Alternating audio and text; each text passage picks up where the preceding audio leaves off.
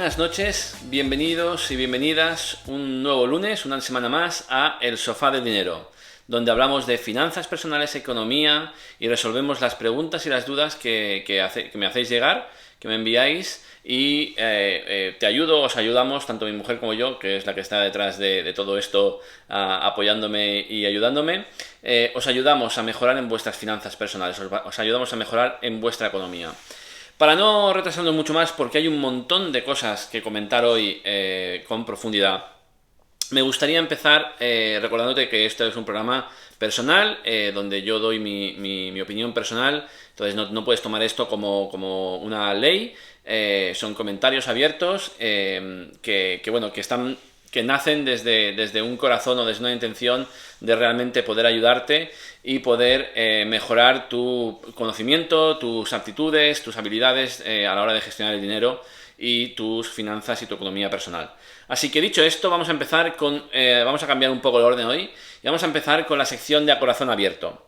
Como sabrás, en esta sección me gusta compartir alguna reflexión, algún consejo, alguna recomendación, y hoy quiero hablar de algo que, si no estás hablando de ello, te puedes sentir como que estás totalmente fuera de juego, y es el juego, nunca mejor dicho, del calamar.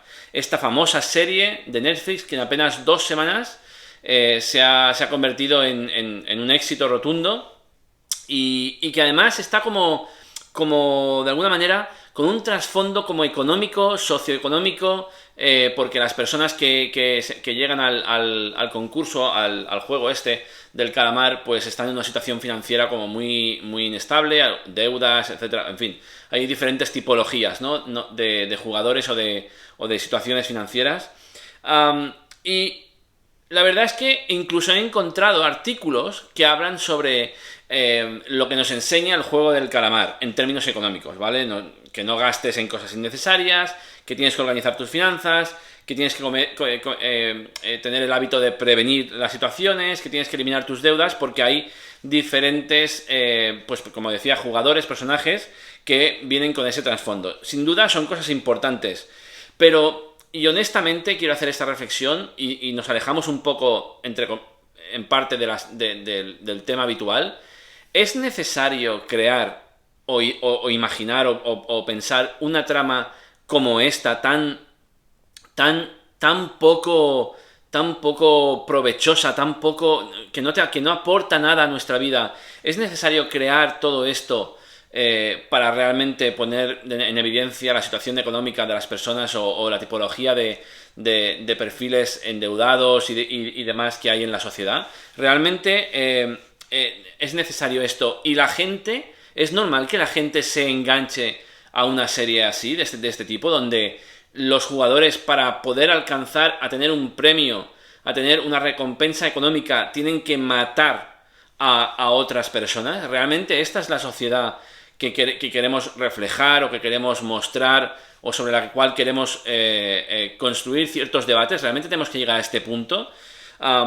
No sé si hay millonarios que se dedican a organizar cosas como estas. Me imagino que gente enferma, pues las hay de todos los tipos, millonarios y no millonarios, ¿no? Pero realmente ¿tiene sentido que invertamos nuestro tiempo en pasar delante de la pantalla viendo una serie como El Juego del Calamar y no quizá preocupándonos de nuestras propias finanzas? Yo creo que tendría mucho más sentido preocuparse de nuestras propias finanzas que no tanto ver una serie donde para ganar un premio tienes que matar a otra persona o a muchas otras personas, ¿no?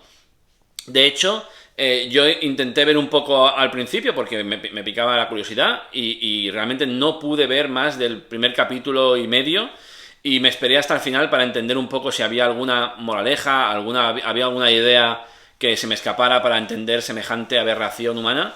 Y la verdad es que no la encontré. O sea, creo que hay 1000 maneras de hablar sobre los problemas económicos de la sociedad y de las aspiraciones que pueden tener las personas para mejorar en su vida, que haciéndolo de esta manera. Y no solo eso, ya he leído y he visto algunos reportajes, algunos artículos, algunas noticias, que hay padres, profesores que están avisando a sus padres que los niños en la escuela están replicando los personajes del Juego del Calamar. Hablamos de niños de edades de 7 años, 8 años, 9 años, 10 años.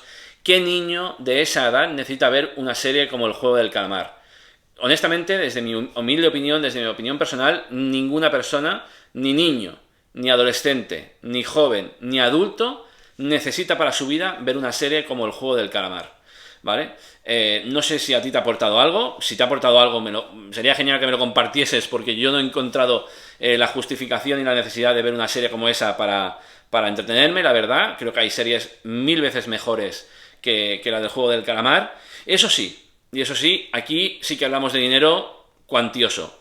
Los que se han forrado con la serie del Juego del Calamar son los de Netflix y su autor, que me da exactamente igual si hace dinero o no, pero ojo al dato, 900 millones es lo que ha generado en beneficio la serie del Juego del Calamar para Netflix.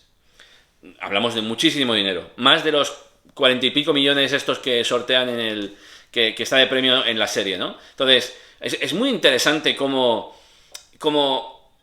funcionan, si nos paramos a pensar cómo vemos las cosas, ¿no? O sea, tenemos una serie que habla de personas que están dispuestas a hacer cualquier cosa para conseguir un premio, principalmente matar a otras personas, para conseguir un premio que al final se lo lleva una persona que parece que en vez de tocar la lotería está viviendo lo peor de su vida, y todo después para ver que hay unos cuantos millonarios detrás de todo esto que son enfermos mentales, insisto, no tienen otra palabra para tener ese tipo de comportamientos, pero a su vez todo esto que nos entretiene, nos busca entretener a nosotros y despistar de cosas 1000 veces más importantes, como preocuparnos de nuestras finanzas personales y no ver una serie sobre cómo ganar un premio matando a otras personas, genera 900 millones de dólares a una empresa. O sea, eso es fascinante.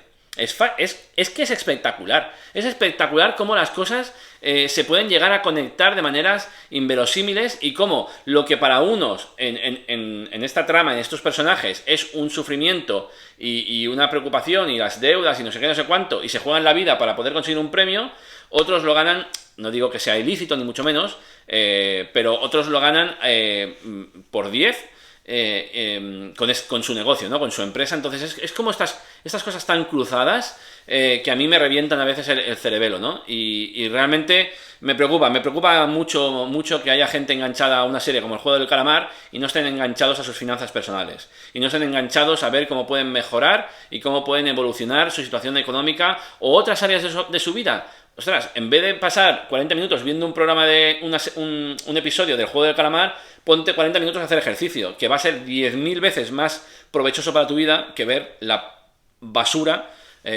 por no decir otras palabras más inapropiadas, que esa serie para mí personalmente representa. Esa es una opinión personal, si no la compartes pues no pasa nada, pero realmente yo creo que es una serie que es pura basura y no hace falta hacer reflexiones en términos económicos o sociológicos de este calibre, ¿no? No lo necesitamos, y mucho menos que ese contenido llegue a los adolescentes o niños. Eso ya me parece un delito. Realmente. Pero no quiero ponerme calentito, que solo estamos al principio y hay muchas cosas que comentar, así que seguimos con nuestra sección de noticias sobre economía. La cosa se pone interesante, señores y señoras. Costes y más costes. Inditex cobrará a partir de hoy, lunes 18 de octubre del 2021, las bolsas que te llevas cuando compras ropa en sus tiendas, ¿vale? Así que esto es una medida que los supermercados ya llevan haciéndola pues un montón de tiempo, pero que se suma a la industria de la moda, de textil, de la industria textil, a compensar esos gastos, aunque ellos dicen que lo van a destinar a iniciativas medioambientales para proteger el medio ambiente y demás, lo cual me lo creo y me parece súper correcto. Pero lo que al final esto conlleva es que cuando tú vayas a comprarte una camiseta que antes te costaba, me lo invento, porque yo no compro mucha ropa, pues 20 euros, pues ahora te va a costar los 20 euros más el precio de las bolsas, ¿no? Obviamente, mira, como comenta aquí B, pues también podemos usar bolsas recicladas. Pero lo cierto y verdad es que el ser humano no es muy bueno utilizando este tipo de técnicas. Yo normalmente intento pedir pocas bolsas, no me gusta. De hecho, cuando voy a comprar vamos con el carrito y lo soltamos todo en el coche y ya está. Pero lo cierto y verdad es que esto está poniendo de manifiesto que que se van añadiendo costes extras en nuestro día a día, que es algo que vengo diciendo prácticamente desde el primer programa, pero especialmente desde los últimos, cuando ya hemos hablado de la inflación, de cómo en agosto se situó en el 3,3, en septiembre ha cerrado en el ha cerrado en el 4%, a ver dónde acaba la inflación en octubre, en fin, que mucho cuidado porque los precios van subiendo y no tiene pinta de que vaya a bajar, y esto afecta directamente a nuestro bolsillo y a nuestras finanzas personales. Si no eres mucho de comprar en Inditex, pues no te afectará demasiado, como es mi caso. Si eres de los que compran mucho en Inditex, pues eso de las bolsas te puede afectar un pelín más. Ves con cuidado. Siguiente noticia. Más de 100.000 pymes están al borde de la quiebra a pesar de las ayudas que han recibido anti-coronavirus, o sea, de las ayudas que han ido directas o a través de ICOs o ayudas directas del gobierno para paliar los efectos de la pandemia. Más de 100.000 pymes. Si estimamos que puedan tener una media de 5 empleados, que es tirar muchísimo a la baja, porque dentro de las pymes están las medianas empresas que pueden tener hasta 250 empleados, imagínate, pues tirar a 5 o 10 empleados es tirar muy a lo bajo, ¿vale? Pero estaríamos hablando de cerca de entre medio millón, 1 millón de empleos en riesgo.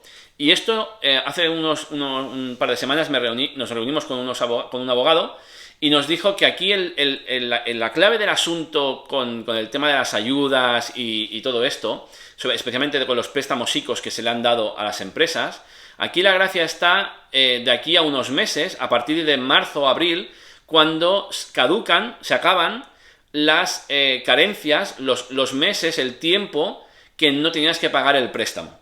Me explico, cuando se da un ICO hay una opción que es tener una carencia, entonces tú durante unos meses no pagas el préstamo que te ha dado el banco con el apoyo o con el aval del gobierno.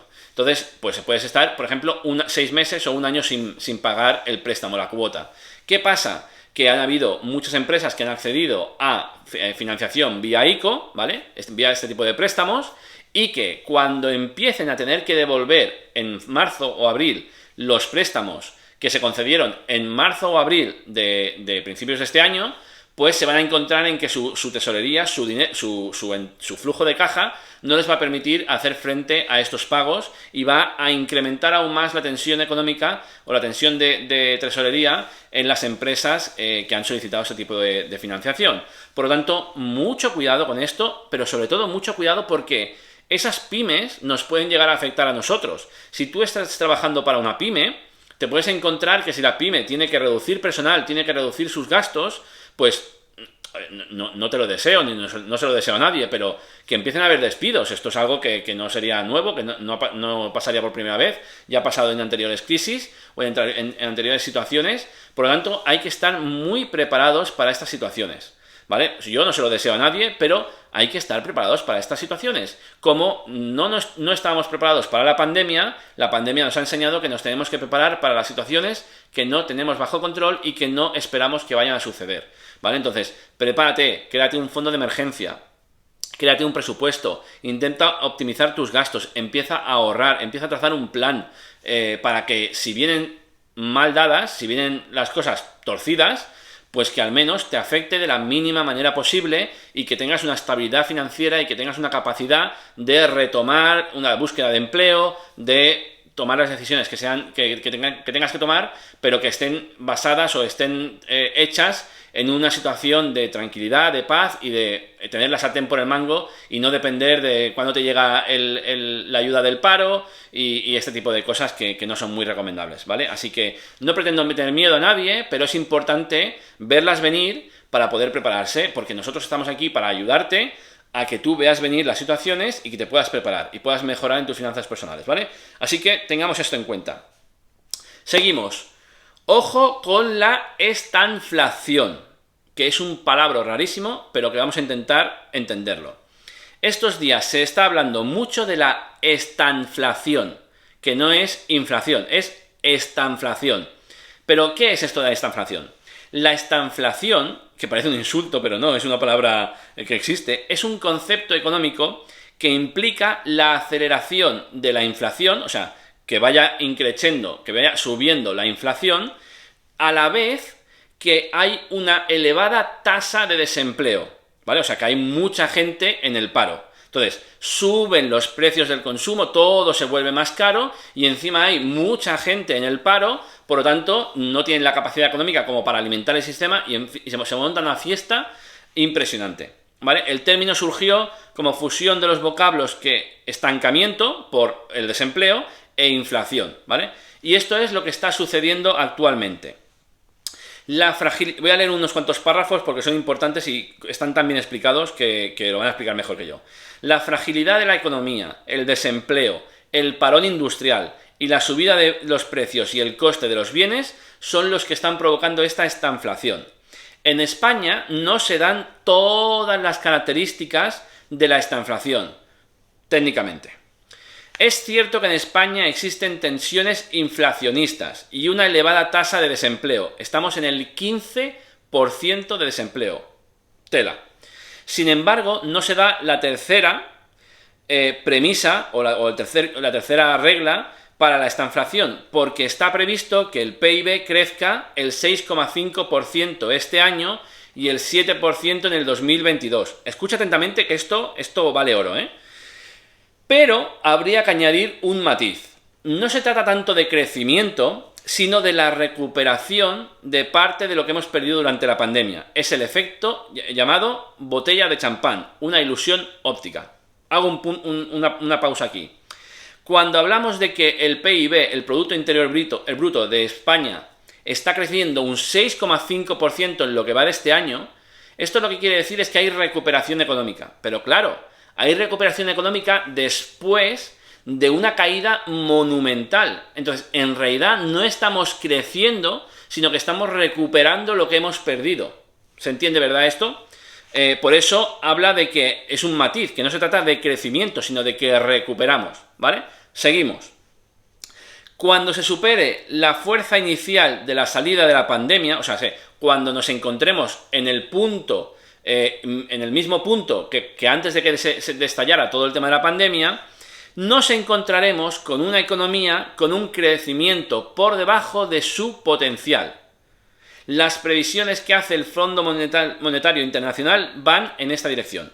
El PIB, el Producto Interior Bruto de España, bajará al 2,7% en el 2023, al 2,4% en el 2024 y al 1,3% en el 2025. Y lo mismo pasa con la tasa de paro, que se estancará durante los próximos 4 años, según esta previsión, en el 15%. ¿Esto qué quiere decir? Veámoslo. Estamos recuperando lo que teníamos antes de la pandemia. Eso significa que estamos mejorando sobre la caída que hemos tenido, pero no estamos mejorando sobre cómo estábamos antes de la pandemia. Cuando estemos en el mismo nivel que en marzo del 2020, lo que nos encontraremos es que a partir de ese momento lo que consigamos crear será realmente crecimiento económico. Pero las previsiones para cuando lleguemos a ese punto no son como las que tenemos ahora de un 6 o un 7%, son de un 2 y irá hacia abajo. O sea, nos encontraremos que durante 4 años habremos recuperado la posición de marzo del 2020, pero nos estancaremos durante 2-3 años más. Esto es terrible para la economía. Esto, o sea, en fin, muy chungo. Entonces, sigamos con el párrafo. Si la tesis de la economista jefe del Banco Mundial, Carmen Reinhart, es cierta, ella dice, no veo la inflación como algo transitorio. ¿Qué quiere decir? Que la inflación, o sea, el aumento que estamos sufriendo de los precios y del consumo y del coste de vida, no es algo temporal del 2021 y del 2022, sino que ella considera que eso se va a quedar durante unos años encareciendo nuestro coste de vida y, por lo tanto, ahogando nuestra economía, porque en una etapa o en una situación de inflación, ¿vale?, te tienen que aumentar el sueldo al mismo nivel que la inflación, lo cual es muy poco probable con esas tasas de desempleo y con estos problemas económicos, para que no tengas una pérdida económica de tu sueldo. Si a ti, esto lo hablaremos en diciembre, en enero, cuando sepamos cuál ha sido la inflación total del 2021. Pero si a ti, cuando llegue tu renovación o tu revisión salarial, no te suben el sueldo el mismo porcentaje que ha subido el coste de vida, tú vas a perder dinero de un año para otro, o de una revisión para otra, ¿vale? Así que esto es muy importante. ¿Por qué te digo todo esto? ¿Para ponerte de mala leche? No te lo digo para ponerte mal, ni para que te enfades, ni para que te estreses, pero sí que te cuento todo esto y te doy esta información que realmente no es porque la haya buscado yo, no es porque me haya esforzado, esta información es valiosísima, porque nos hace una foto de los próximos 4 o 5 años en términos macroeconómicos a nivel de país y de economía europea, que es la que más nos afecta directamente. Te digo esto para que puedas tomar las decisiones y puedas empezar a planificar qué va a pasar en tu vida los próximos 3, 4 o 5 años. Porque si nos situamos en 4 o 5 años de inflación sostenida y permanente, esto va a tener un gran impacto en tus finanzas personales. Así que mucho cuidado en cómo va a ir todo esto. Nos estamos recuperando, hay algunos medios de comunicación que les interesa decir que todo va bien y que el PIB se sitúa en unas cifras buenísimas, como estamos viendo, del 6 o 7%, pero entendamos que solo estamos recuperando lo perdido desde marzo de 2020. Una vez que lleguemos al mismo nivel que en marzo de 2020, empezará un freno económico que provocará una reducción, una recesión económica y que yo deseo que os afecte lo mínimo posible, pero para que eso suceda hay que prepararse desde ahora mismo, ¿vale? Lo dejo aquí para no insistir más y no ser más pesado con ese tema, pero si tienes dudas me puedes escribir y te aclaro alguna cosa más, ¿vale? Algunas preguntas de la gente, hoy va a ser un programa cortito. Rápidamente, ¿qué porcentaje de tus ingresos los destinarías al ahorro y a la inversión? Es una pregunta que me han hecho hoy. Pues la práctica más correcta dice que entre un 10 y un 20% es lo que deberíamos de destinar al ahorro. Obviamente si puedes destinar un 30%, pues mucho mejor, eso que te llevas. Pero todo parte de la base de que en las otras partidas, en los otros conceptos de gastos, pues no deberías de estar gastando más de un 30%, idealmente un 30%, pero máximo un 40% para pagar tu alquiler o tu hipoteca. Si con tu sueldo estás pagando más del 30 o 40% destinas de tu sueldo, más del 30 o 40% al alquiler o a la hipoteca, estás viviendo por encima de tus posibilidades. Porque estás ahogando el resto de partidas, que es la del ahorro, porque es la que menos priorizamos. Entonces lo ideal es ahorrar entre un 10 y un 20%, si puedes más, pues mucho más, y dividirlo en ahorro a corto plazo y ahorro a largo plazo. Esto, si hacemos una consultoría y te cuento un poco más el porqué y los ejemplos de qué es ahorro a corto plazo, ahorro a largo plazo, y en función de tu edad y tu situación familiar o personal, pues puede tener un enfoque u otro, pues te lo puedo explicar mucho mejor, pero la cuestión es que básicamente realmente protejas ese ahorro y sobre todo que lo hagas antes de empezar todos los gastos. El ahorro es el primer gasto que tienes que hacer en tus gastos, en tu presupuesto mensual, ¿vale? Porque es el más importante, es pagarte a ti mismo primero. Cuando te pagas a ti mismo primero, estás protegiéndote tú al principio de todo y el resto luego se acopla, digamos, a esa decisión que has tomado de pagarte a ti primero, ¿vale? Insisto, si quieres, me escribes y lo comentamos en persona, en vivo, en una consultoría privada,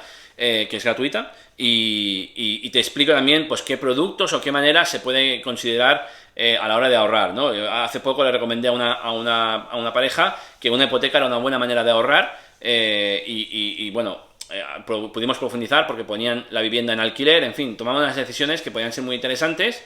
Y si no, pues hay diferentes productos financieros que se pueden recomendar y son muy útiles y muy positivos, ¿vale? Siguiente pregunta. Errores comunes por los que no ahorramos lo que queremos. ¿Por qué no ahorramos lo que queremos? Pues yo destacaría 3 grandes errores. Creemos que es demasiado difícil. Creemos que nos va a hacer la vida muy dura, muy sacrificada, ¿no? Ahorrar es, tengo que quitarme de tantas cosas y todo esto. Y tercero, no visualizamos el fruto, que esta es la más dolorosa, que nos va a dar el ahorro. Cuando nos ponemos a ahorrar, claro, hay una lucha mental, psicológica o emocional, dependiendo de cómo sea uno, más emocional, más compulsivo o más reflexivo, pues hay una necesidad que quiero resolver hoy, que es que me quiero comprar el último iPhone o el último ordenador que ha presentado Apple, versus apartar ese dinero, no gastarlo de esa manera y apartarlo para que en un futuro me pueda hacer falta. A su vez nos dicen cada 2x3 que vive hoy, que mañana vete tú a saber dónde estás. Bueno, pues lo más probable, y yo es lo que te deseo, es que mañana estés en el mismo sitio donde estás hoy, que es viviendo tu vida. Y eso te va a suceder, lo más probable, y la media española ya roza hasta los 90 años. O sea que hasta los 90 años vas a estar en el sitio donde estés. Te puedes cambiar de barrio si quieres o de ciudad o de país, pero vas a estar por aquí pululando en la vida, con mejor calidad de vida o con peor calidad de vida. Por lo tanto, el ahorro, aunque en el momento en el que tomas la decisión no te aporta ningún fruto, ningún valor, ninguna satisfacción, a medio o largo plazo los frutos de ahorrar tienen un valor incalculable. Te va a proporcionar una paz, una tranquilidad, una estabilidad que nada de lo que hagas hoy con ese dinero te lo va a poder aportar. Y eso es de los 3 errores, ese es el más grave, porque creer que es demasiado fácil, yo te puedo ayudar y te puedo enseñar. El otro día subí una captura de una conversación con un matrimonio que después de 2-3 conversaciones ya están cerca de conseguir sus primeros 2.000 euros ahorrados, porque han cambiado ciertos parámetros. Entonces, ¿es difícil ahorrar? Bueno, cuesta un poquito al principio, como si me dijeras que igual que cuesta ir al gimnasio al principio. Por eso yo no voy, porque me cuesta mucho y está muy lejos, y el deporte es un tema que tengo que trabajar y que es una de mis miserias, no hacer deporte, es un tema que tengo que acabar de resolver, y que mi mujer está ahí dándome cada semana con ello, pero me cuesta, no soy perfecto, pero bueno, una vez que arranque, pues ya irá un poco más rodado, ¿vale? Ya cogeré práctica, lo cogeré como un hábito y no me costará. Nos hace creer que ahorrar nos hace la vida muy dura, pero en el fondo, si te quitas de 2 o 3 cosas, realmente ahorras mucho dinero. O si revisas lo que estás pagando, los costes que estás teniendo o los servicios que tienes contratados, si puedes tenerlos más baratos, pues también puedes generar una capacidad de ahorro. Pero sobre todo, no visualizamos el fruto del ahorro en el momento de tener que ahorrar, porque es un fruto que viene con el tiempo. Y ese con el tiempo no nos entra mucho aquí en el cerebro y por eso nos cuesta visualizar todo lo que nos aporta el ahorro, ¿vale? Pero te aseguro que aporta muchísimas cosas. Y lo he vivido en mi propia vida, en mis propias carnes, y he visto como otras personas, cuando les hemos ayudado a plantear sus ahorros y a cómo estructurar sus gastos mensuales, ven el fruto y empiezan a visualizar todo lo que pueden conseguir ahorrando dinero, ¿vale? Así que espero que esto te sea útil. Y por último, la última pregunta es si se viene una nueva crisis. Obviamente yo no tengo una bola de cristal, pero con todo lo que he compartido anteriormente, con estos puntos que hemos hablado sobre la situación de las empresas, el tema de la inflación, de esta estanflación que hemos comentado, sin duda la cosa no pinta como para tirar cohetes, ¿vale? Entonces, ¿esto es para preocuparse, para dejar de dormir? No es para dejar de dormir, pero sí es para empezar a actuar en consecuencia y buscar soluciones para nuestra situación financiera. Y aunque creamos que estamos bien, o aunque sepamos y esté comprobado que estamos bien, ¿qué podemos hacer de más para protegernos para cuando lleguen estas situaciones? Para cuando llegue una recesión más intensa que la que estamos viviendo, porque hay un espíritu de recuperarse de la pandemia muy fuerte ahora mismo, pero ¿qué va a pasar de aquí a 6 meses, de aquí a un año, etcétera? Con toda la problemática que estamos teniendo a nivel industrial, materias primas, etcétera, etcétera, etcétera. Mucho cuidado con todo esto. Recordar que este programa, todo lo que se está compartiendo aquí, es para ayudarte, es para que puedas mejorar tu posición financiera, tu estabilidad financiera, y que puedas hacer mejor uso y que tus recursos económicos se conviertan en más eficientes, que duren más, que te den más capacidad de consumir de la manera correcta, que se multiplique tu dinero, que es posible. Incluso en épocas de crisis es posible generar riqueza. Pero todo eso hay que hacerlo con un buen asesoramiento, con una buena planificación, con una buena estrategia financiera, y todo eso es lo que yo estoy intentando volcar en este tipo de programas, o lo que podemos ver en una consultoría privada, que si me escribes por WhatsApp, pues te paso un link y puedes reservar un hueco en mi agenda y podemos comentar un poco cuáles son tus necesidades. Así que lo dejamos por hoy. Programa cortito, pero profundo, intenso. Mucho cuidado con lo que está por delante y recuerda que el Sofá del Dinero está aquí para ayudarte con tus finanzas personales y que el enfoque es tu bienestar, tu prosperidad, tu riqueza, en términos de vida a nivel transversal de todas las áreas de tu vida. Estamos aquí para ayudarte. Hablamos de economía, de finanzas personales y de las dudas o las preguntas que tengas en el Sofá del Dinero todos los lunes a las 10 de la noche, horario español. Comparte este vídeo, házselo llegar a muchas personas para que puedan mejorar y nos vemos en el próximo programa. Que tengas una buena semana.